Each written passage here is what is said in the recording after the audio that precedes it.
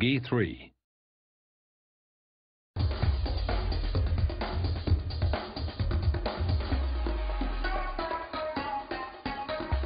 I think there was a lot of limitations in our old collision system. It was very good, but it didn't allow us to do some things that were quite difficult. So a lot of times in FIFA 11 you get a situation where maybe two players are running into one another, and because there's a lot of contacts between those two players, with the old system we had to pick one contact, which meant that we'd get a collision animation that did a great job of showing you that there was a collision, something happened, but maybe didn't take into account every little detail.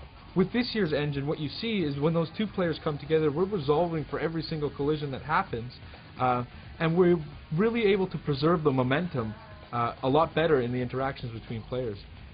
This looks fantastic when you get into the replay camera and you see all of the limbs and the parts bending and contorting as you would expect them to, like you would see on real-world TV. But it also translates into the telecam, where you really feel the difference of the game and you really feel that preservation of momentum. Another benefit that we get is we resolve a lot of our clipping issues in the game this year. In last year's system we didn't actually account for arm collisions at all, and you couldn't really tell in the telecam, but if you went into replay you would notice that arms could sometimes clip through a shoulder or clip through a back of your opponents. Well, this year we're resolving every single collision on every single limb of the players when they interact, and the results are quite astounding. One, you don't actually get the level of clipping that you got in last year's game, but two, you get tons of variety.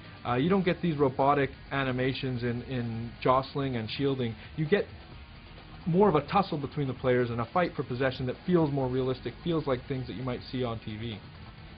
To illustrate the point about the variety we get, I want to talk about contextual dribble turns. And what this is using the left stick, you could beat a player last year by maybe taking just a 45-degree dribble turn. But sometimes when you would do that, maybe you'd knock the ball by him and that player would stick out a leg trying to tackle you or really be in the way of where you're trying to go after the ball has passed him. So when you add this year's engine on top of the contextual dribble turns, what you get is realistic behaviors, realistic things that you would see on television happening in the game. Like for instance, a player knocking the ball by a defender, he sticks out a leg to tackle and the dribbler tries to jump out of the way, but he gets caught and he goes down. But the way he's trying to jump out of the tackle and the way that his legs bend because he's been caught, it creates another level of variety that we just wouldn't have had in the game last year. Further to that, what you can see now is sometimes a dribbler will knock the ball by a defender using one of these dribble turns, jump out of the way and gets caught, but just slightly, so he takes a small knock. And what you get is a little bit more of resilience from the player to take those small knocks and able to continue on and go after the ball. Now players like Messi can skip through those challenges, take a knock, bounce off of a tackle, and still continue on to really pursue the ball and continue the flow of the game. And it makes for a much more exciting experience, especially when you're on the ball with those good dribblers.